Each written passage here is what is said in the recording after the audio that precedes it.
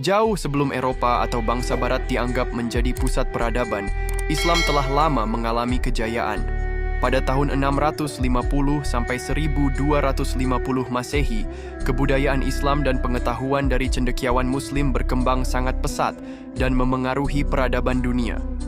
Pada masa kejayaan Islam tersebut, banyak bidang keilmuan dicetuskan dan menjadi pusat pengetahuan dunia, seperti bidang matematika, astronomi, kedokteran, kimia, fisika, filsafat, dan sebagainya.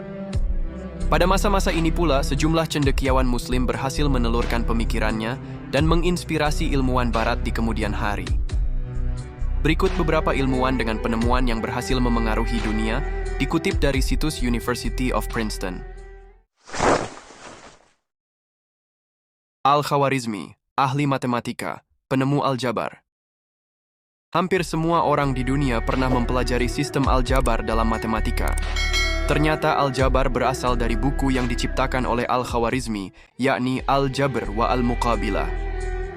Semasa hidupnya, Khwarizmi dikenal sebagai seorang matematikawan, astronom, dan ahli geografi. Dia menjadi salah satu matematikawan terhebat yang pernah hidup dan penemu beberapa cabang dan konsep dasar matematika. Beberapa penemuan buah pikirannya adalah penggunaan angka 0 dalam matematika, sistem algoritma, prosedur aritmatika, tabel trigonometri, geometri, hingga pengembangan tabel astronomi.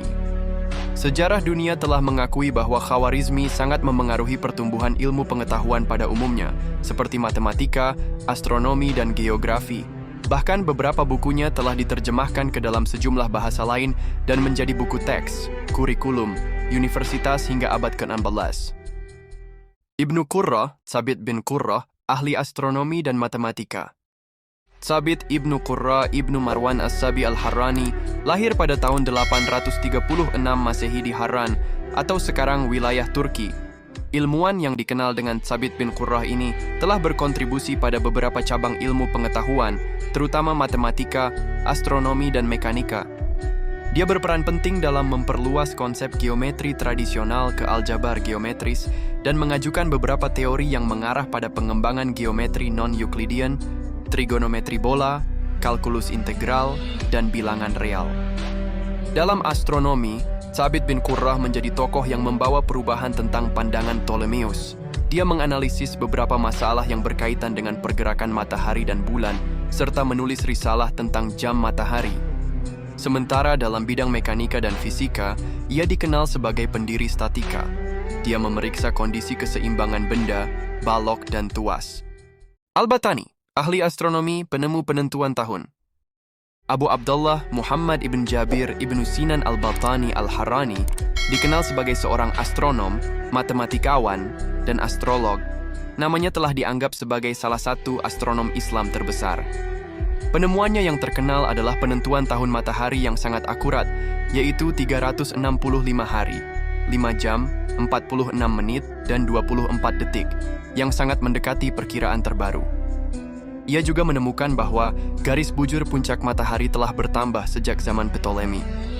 Selain itu, Al-Battani juga berhasil menentukan dengan akurasi yang luar biasa kemiringan ekliptika, panjang musim, dan orbit matahari yang sebenarnya dan rata-rata. Pengamatannya yang luar biasa terhadap gerhana bulan dan matahari digunakan oleh Dunthorne pada tahun 1749 untuk menentukan percepatan sekuler gerak bulan. Dia juga memberikan solusi yang sangat rapi melalui proyeksi ortografik untuk beberapa permasalahan trigonometri bola.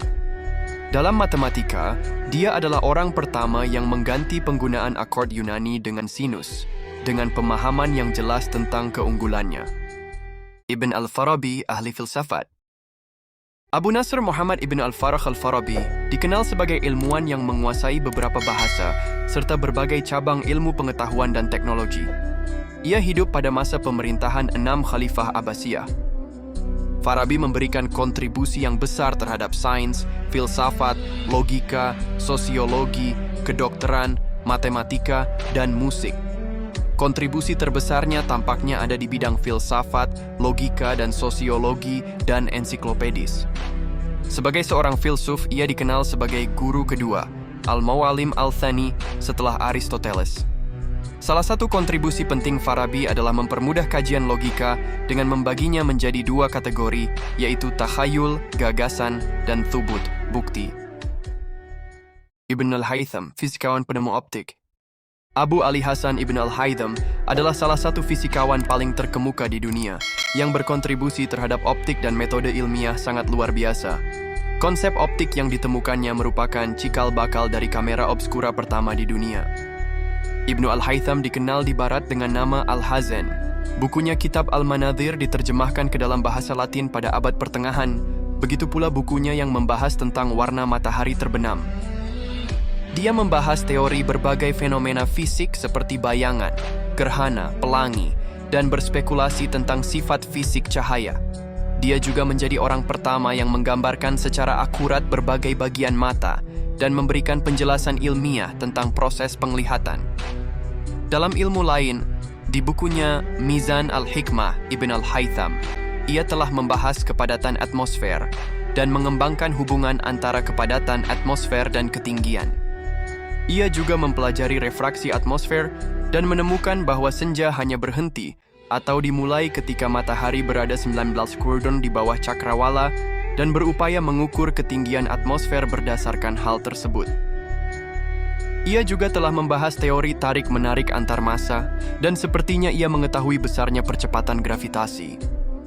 Pengaruh Ibn al-Haytham terhadap ilmu fisika pada umumnya sangat dihormati ilmuwan dunia dan mengantarkan era baru dalam penelitian optik, baik dalam teori maupun praktik.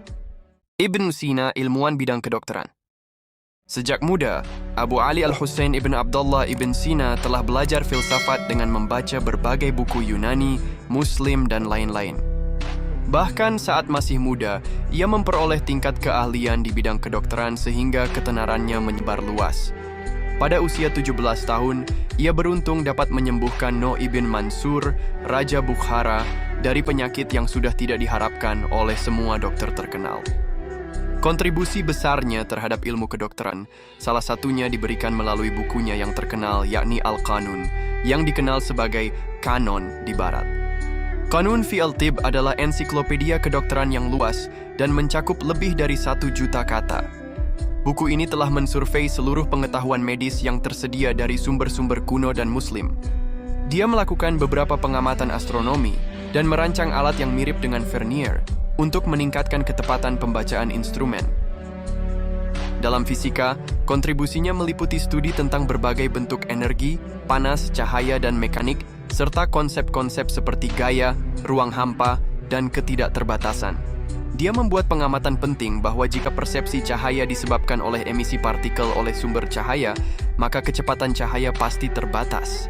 Ibnu Sina mengemukakan keterkaitan antara waktu dan gerak dan juga melakukan penyelidikan tentang berat jenis dan menggunakan termometer udara. Ibnu Khaldun, ahli sosiologi sejarah hingga pendidikan. Abedi al-Rahman ibn Muhammad, atau dikenal sebagai Ibn Khaldun, dikenal memiliki kontribusi dalam ilmu filsafat, sejarah, dan sosiologi. Dia berusaha untuk menulis sejarah dunia yang diawali dengan volume pertama yang bertujuan untuk menganalisis peristiwa sejarah.